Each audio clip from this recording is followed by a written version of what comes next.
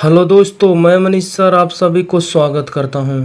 दोस्तों, आज की क्लास में रीजनिंग के टॉप 15 मोस्ट रिपीटेड प्रश्न के बारे में बताएंगे, इसलिए वीडियो के अंत तक बने रहें।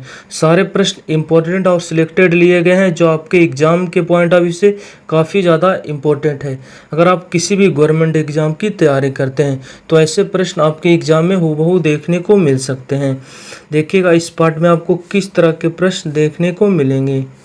आज का पीडीएफ फाइल हमारे टेलीग्राम चैनल से जाकर आप डाउनलोड कर सकते हैं। लिंक आपको डिस्क्रिप्शन में प्रोवाइड कर दी जाएगी। देखिएगा सारे क्वेश्चन को बारीकी से देखते हैं और सोल्व करते हैं, और सारे क्वेश्चन को सोल्व करने के लिए आपको आसान ट्रिक भी देंगे और क्वेश्चन को कैसे फर्स्ट किया जाता है ये सारे नियम भी आपको देंगे, ताकि आपको रीजनिंग के क्वेश्चन को करने के लिए पेन उठाने की ज़रूरत ना पड़े। क्वेश्चन नंबर फर्स्ट का आप सब कमेंट कीजिए। ये आपके हाल ही के एग्जाम में पूछे गए हैं प्रश्न आपसे है कि 456 और 15 में जो संबंध है वही संबंध के साथ हम 789 को किस प्रकार यहाँ लिखेंगे।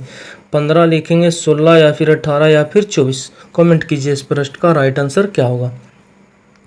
देखिए कितना है तो देख पा रहे हैं 456 कितना, एक बहुत बड़ी संख्या। अगर 15 से अगर इसको बनाना चाहते हैं तो देखिए 15 का स्क्वायर भी कीजिएगा तो 225, स्क्वायर करके भी डबल कीजिएगा तो 225 और 225 450 होगा। तो हो सकता है यहाँ स्क्वायर करके फिर डबल करके फिर एक्स्ट्रा 6 जोड़िएगा तब जाकर आपको 456 मिलेगा, पर उतना टाइम वेस्ट आपका होगा। हो सकता है देखिए यहाँ 15 के स्मॉल नंबर आपको नज़र आ रहा होगा, यहाँ लार्ज है। तो देखिए क्या हम डिजिट को आपस में जोड़ दें तो 15 या फिर कुछ हमें मिल रहा है, तो देखिएगा डिजिट को जोड़िएगा तो 4 5 6, तो 4 को जोड़िए और 5 को जोड़िए और 6 को जोड़िएगा आपस में, तो कितना मिल रहा है आपको, तो देखिएगा आपको 15 मिल रहा है। 6 4 10 और 5 15, मतलब डिजिट का सम सारे क्या आ रहा है 15। इन तीनों डिजिट को आपस में अगर हम जोड़ देते हैं तो मेरा 15 मिल रहा है। उसी प्रकार यहाँ हम तीनों डिजिट को आपस में जोड़ देंगे ए नंबर वाले डिजिट को, तो कितना आ रहा है जो देखना पड़ेगा आपको। तो 7 है और 7 के बाद है 8, उसके बाद कितना है 9। अगर इसको जोड़ने जाइएगा तो आपको कितना मिलेगा, 9 और 8 17 और 7 24, और 24 ऑप्शन नंबर डी में नज़र आ रहा है, तो इसका मतलब option number D correct answer हो जाएगा। ठीक है, बस तरीका को आपको समझना कि इस तरह के प्रश्न को हम कैसे सोचकर फर्स्ट कर सकते हैं। ठीक है, क्वेश्चन नंबर सेकंड देखिए, यहाँ भी काफ़ी इजी प्रश्न है। हमें विश्वास है आप बना लीजिएगा। क्या है, शेर और मांस में जो संबंध है गाय के साथ यहाँ क्या आएगा। कमेंट कीजिएगा इस प्रश्न का राइट आंसर क्या होगा। सांप या फिर घास या फिर कीड़ा या फिर पशु, बताइएगा। बस तरीका को आपको क्या है सही लगाना कि इस तरह के प्रश्न को हम कैसे करेंगे। देखिए क्या कह रहा कि शेर और मांस, देखिए आप सब जानते होंगे शेर क्या खाती है, मांस खाता है। ठीक है, उसी प्रकार गाय क्या खाती है, तो देखिए सांप नहीं, घास बिल्कुल। ऑप्शन नंबर बी इस प्रश्न का करेक्ट आंसर हो जाएगा। गाय क्या खाती है, घास खाती है। बस तरीका को सही लगाना वहाँ पे। क्वेश्चन नंबर 3 नंबर सीरीज का प्रश्न है, बताइएगा इस प्रश्न का राइट आंसर क्या होगा। प्रश्न को अगर देखिएगा तो 0.15 से फिर सीरीज हो गया 0.20 हो गया, उसके बाद कितना हो गया 0.30 हो गया, उसके बाद 0.45 हो गया, उसके बाद फिर सीरीज कहाँ चला गया 0.65 हो गया। तो बताइए फिर अगला यहाँ प्रश्नवाचक चिन्ह के स्थान पर कौन सा सीरीज आएगा, नंबर आएगा, बताना है आपको। देखिए काफ़ी इजी प्रश्न है, सिर्फ आपको तरीका को समझना। देख पा रहेंगे 0.15 से 0.20 हो गया, इसका मतलब आप देख पा रहे होंगे इसमें कितना ऐड किया गया है, पॉइंट का 0.5 ऐड किया गया है। जब आप 0.15 में आप 0.05 ऐड कीजिएगा तो देखिएगा आपको 5 5 कितना हो गया 10, कैरी 1 था इसलिए 2.20 हो गया। उसी प्रकार यहाँ देखिएगा 20 से हो गया 30, तो यहाँ देख पा रहेंगे कि 0.10 को इसमें जोड़ा गया है। बस तरीका को आपको क्या करना है समझना। यहाँ देखिएगा 30 से हो गया कितना 45, तो यहाँ देख पा रहे हैं 0.15 ऐड किया गया है। उसी प्रकार यहाँ ऐड देखिएगा तो 45 से 65 हुआ, इसका मतलब 0.20 इसमें ऐड किया गया है। तो देखिएगा पहले तो 0.05 हुआ, उसका फिर इससे फिर 5 ज़्यादा ऐड किया गया है, फिर 5 इससे ज़्यादा ऐड किया गया, 10 से 5 ज़्यादा 15, 15 से 5 ज़्यादा 20 ऐड किया गया। उसी प्रकार यहाँ देखिएगा तो 20 से 5 ज़्यादा इस बार 25 ऐड हो जाएगा, तो 25 जब ऐड कीजिएगा 65 में, 0.65 में 0.25 ऐड कीजिएगा तो 55 कितना हो गया 0, कैरी एक हो गया 6 और 2 7 और एक कैरी था इसलिए 8, अब पॉइंट बैठ गया, मतलब 0.80 इसका राइट आंसर होगा। Option number B correct answer हो जाएगा इस प्रश्न का। बस तरीका को आपको समझना था। उम्मीद है आप बना पाएंगे क्वेश्चन को। देखिएगा उसी तरह के प्रश्न क्वेश्चन नंबर 4 लिया गया है। बताइएगा इस प्रश्न का राइट आंसर क्या होगा। ये नंबर ही सीरीज का प्रश्न है, एक सीरीज चलाया गया है। बताइएगा इस सीरीज का राइट आंसर क्या होगा। वीडियो को पॉज कर लीजिए और जवाब दीजिए कि इस क्वेश्चन का राइट आंसर क्या होगा। लास्ट में आपसे प्रश्नवाचक चिन्ह के स्थान पर पूछ रहा है कौन सा ऑप्शन भरा जाएगा 4 ऑप्शन में से। देखिए पहले सीरीज को देखिए, क्या सीरीज चल रहा है। 1 से देखिए 4 हो गया, 4 से देख पा रहे होंगे 3 हुआ, 3 से 4, 4 से 7, 7 से 7। सारे नंबर्स आपको नज़र में आ रहा होगा कि आसपास क्या हो रहा है, घूर रहा है। तो फिर तरीका क्या होगा, आप डिफरेंस लेकर देख लीजिए। 1 से 4 पे जाने के लिए आप 3 आगे जा सकते हैं। फिर देखिएगा यहाँ 1 माइनस किया गया है, उसके बाद देखिएगा तो यहाँ 1 जोड़ा गया है, उसके बाद यहाँ देखिएगा तो 3 जोड़ा गया है, उसके बाद यहाँ देखिएगा तो फिर 0 का डिफरेंस है, यहाँ देखिएगा तो 713।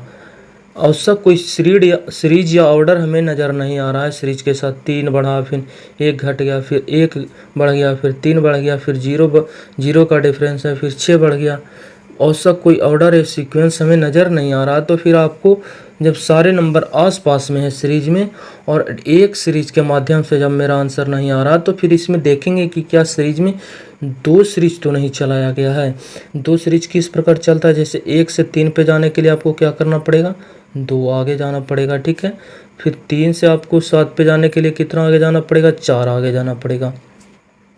फिर 7 से हो गया 13, तो देख पा रहे हैं 7 6 13, 6 आगे गया।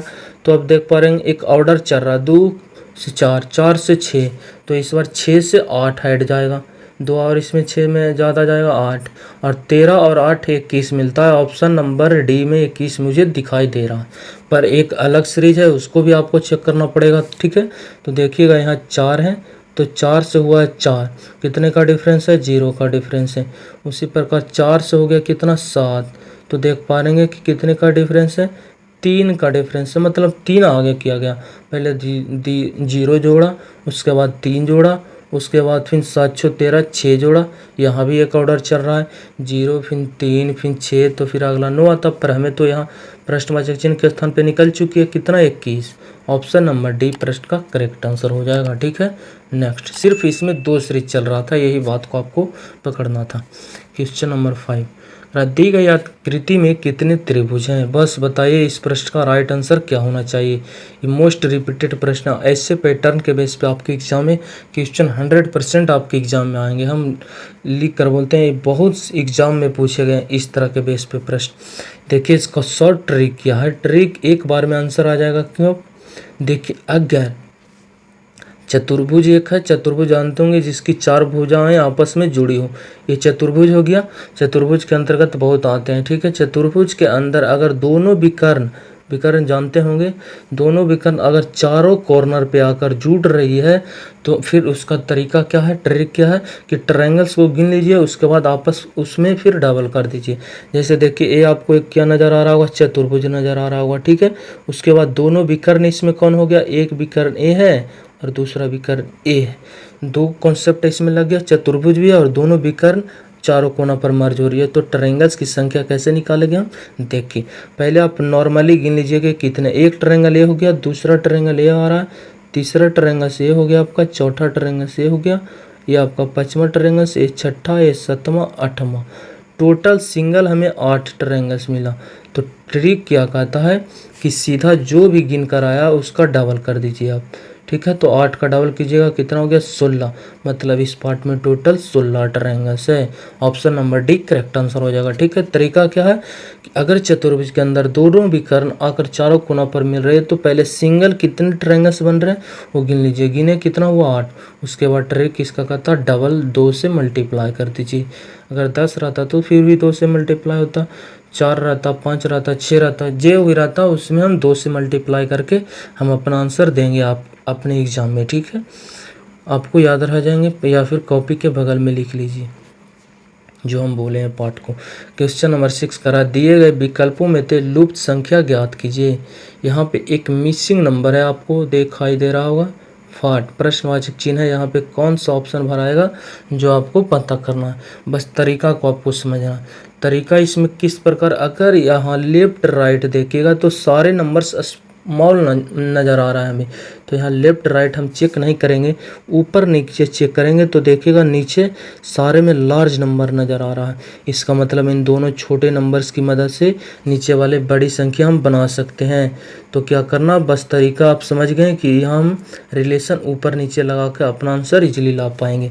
तो देखिए यहाँ क्या है, 89, काफ़ी बड़ी संख्या है। 4 और 5 की मदद से 90 के आसपास पहुँचना है आपको। यहाँ 43 है और 43 3 और 4 की मदद से पहुँचना है। देखिए इन दोनों को आपस में मल्टीप्लाई कीजिएगा, कितना हो जाएगा 5 और 20। इन दोनों को मल्टीप्लाई कीजिएगा 12 और 12 से जाना है 43। अगर इन दोनों को मल्टीप्लाई करते हैं तो कितना हो जाता है 20। 20 से फिर 89 पे जाने के लिए 20 × 80, 4 गुना करके 9 भी जोड़ सकते हैं, ठीक है। इन दोनों को आपस में मल्टीप्लाई कर दें, कितना हो गया 5 और 20 और 20 फिर 20 में 4 से मल्टीप्लाई कीजिएगा, 20 × 80 और फिर 9 इसमें एक्स्ट्रा ऐड करना पड़ेगा।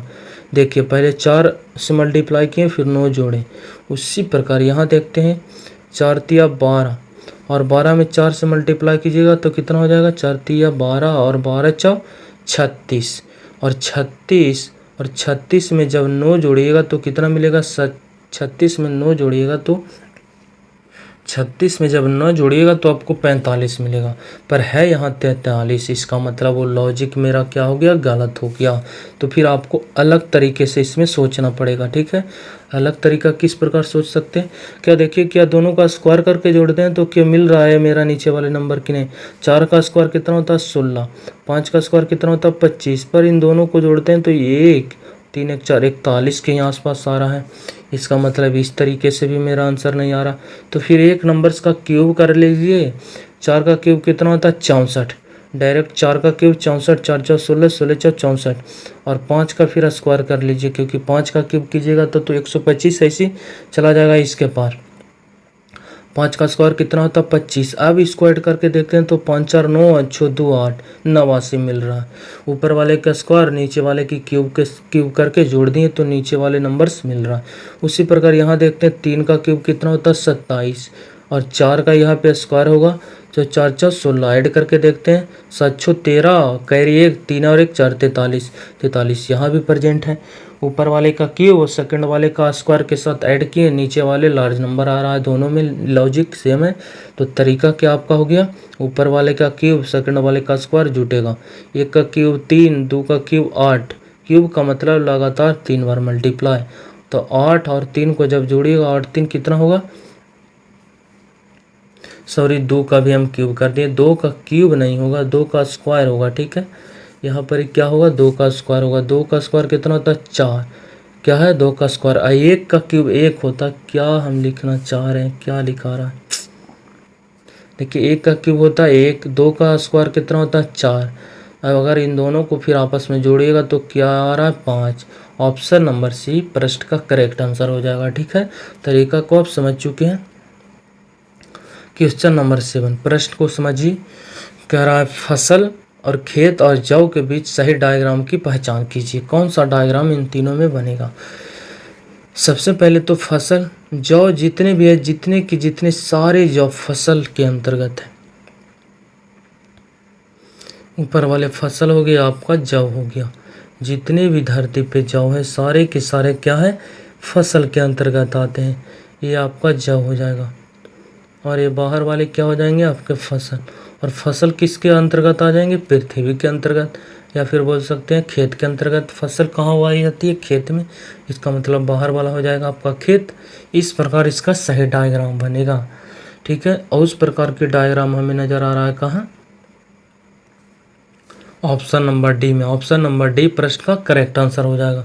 यहाँ अलग डायग्राम है, यहाँ तीनों में आपस में कुछ का संबंध बना रहा है, इसलिए ये भी गलत, इसलिए ये भी गलत। Option number D correct answer है। क्वेश्चन नंबर 8 बताइएगा इस प्रश्न का करेक्ट आंसर करा। यदि इसको सिर्फ समीकरण को सॉल्व करना है आपको, ठीक है, पर इस सिंबल की मदद से आपसे इसे सोल्व नहीं करेंगे। ऊपर लिखा गया करा प्लस को आपको माइनस लेना, जहाँ प्लस है उसको आपको माइनस लिखना है, ठीक है।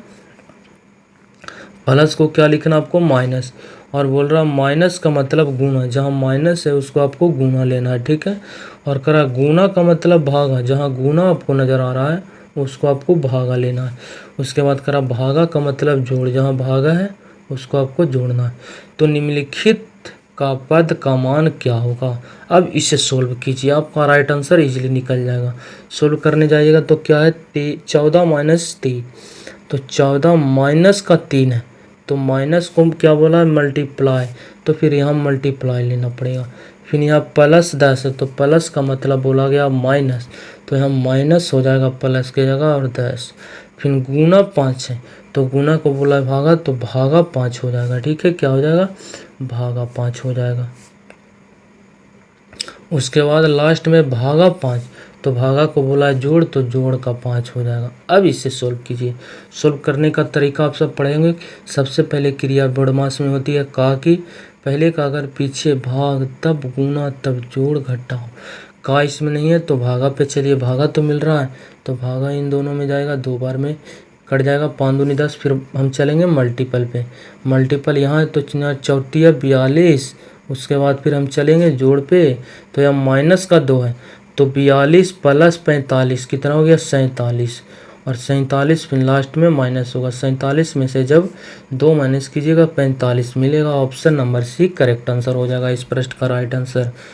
बस तरीका को क्या आपको समझना है। बोल रहा था आपसे कि प्लस को आपको माइनस लेना, माइनस को गुना, गुना को भागा, भागा को जोड़, बस सिंबल सिर्फ चेंज करके अपना राइट आंसर देना था। क्वेश्चन नंबर 9 कह रहा है यहाँ पे कौन सा सीरीज आएगा या कौन सा फिगर का सीरीज आएगा जो आपको बताना।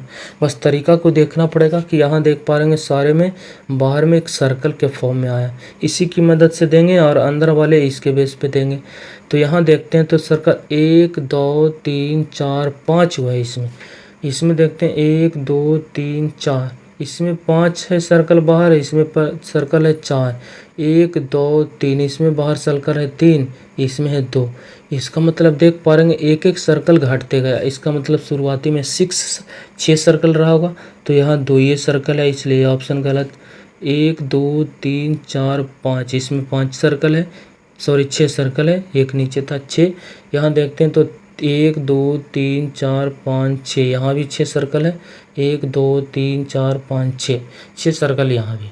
अब अंदर वाले सर्कल पे चलिए क्या लॉजिक लगाया गया है। जो यहाँ देखिएगा तो 1 2, इसमें 2 सर्कल है, 1 2 3, इसमें 3 सर्कल है, 1 2 3 4, इसमें 4 है, इसमें 5 है।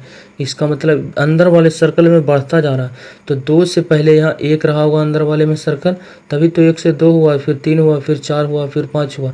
और देख पा रहे हैं स्टार्ट इस कॉर्नर से, फिर दूसरा यहाँ पे आया और तीसरा इसके जस्ट नीचे आया है, और चौथा इसके जस्ट नीचे आया, पाँचवा इसके जस्ट, मतलब इस फॉर्म में अंदर वाले मतलब जो सर्कल है रंगा हुआ इस पर आगे बढ़ रही है।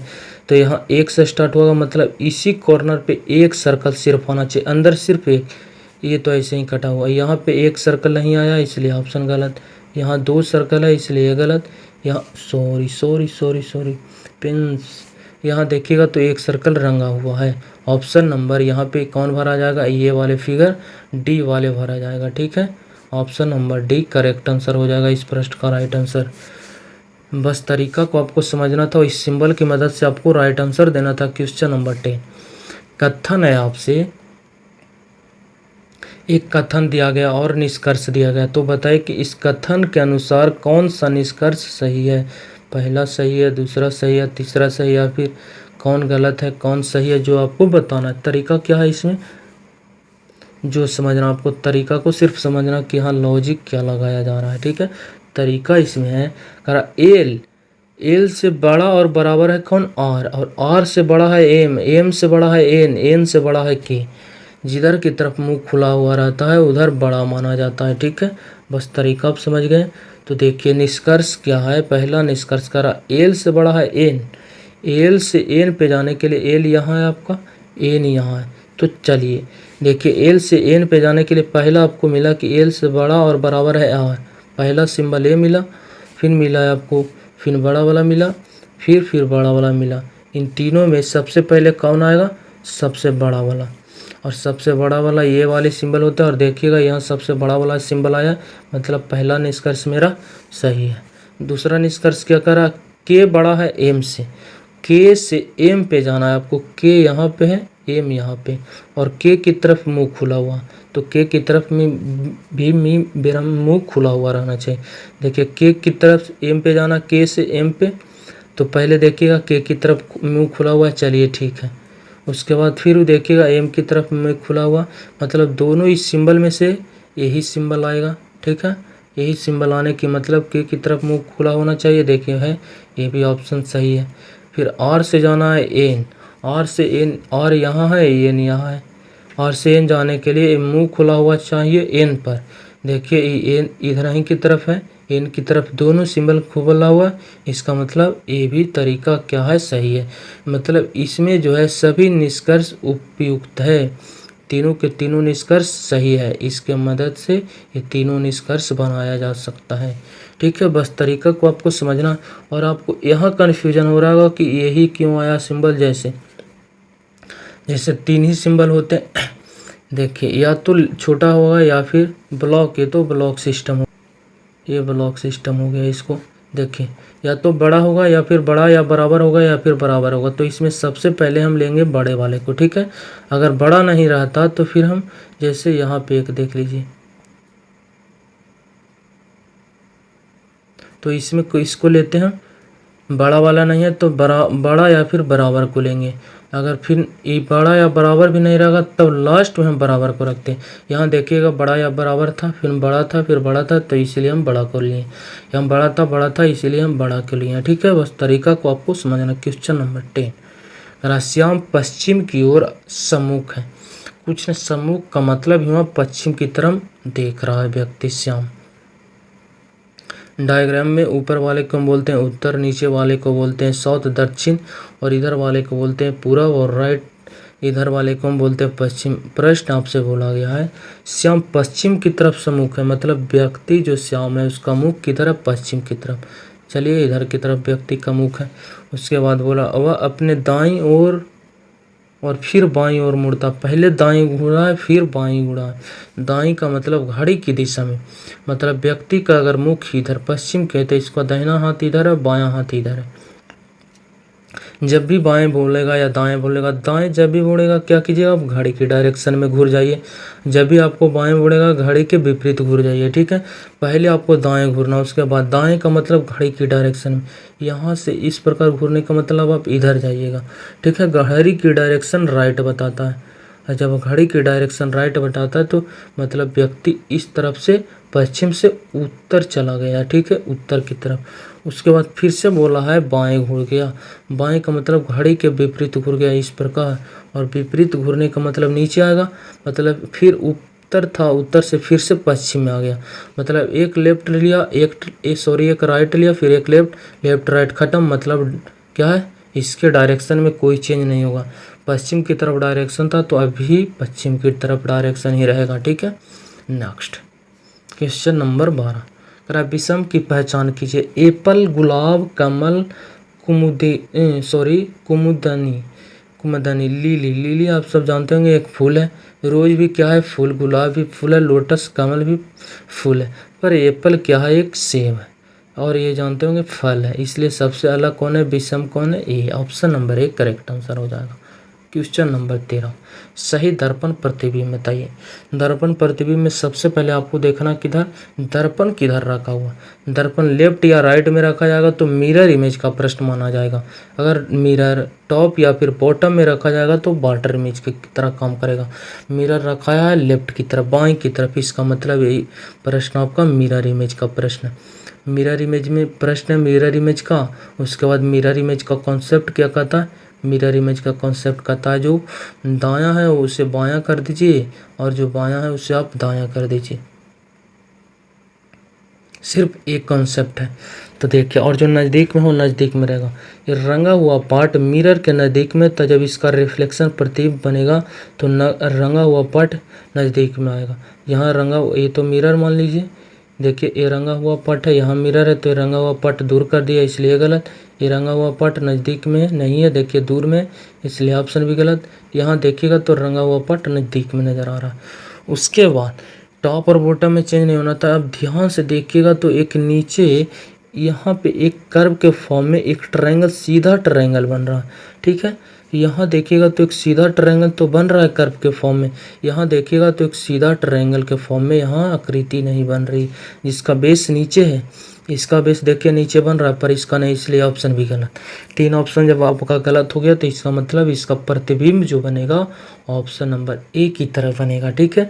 देखिएगा इस वाले पट, रंगा हुआ पट आ गया नज़दीक में मिरर के, और ये जो खाली पार्ट था मिरर के दूर में चला गया, और जो नीचे वाले पार्ट है नीचे रहेगा, ऊपर वाले पार्ट ऊपर रहेगा। सिर्फ दायां वाला बायां और बायां वाला दायां आएगा।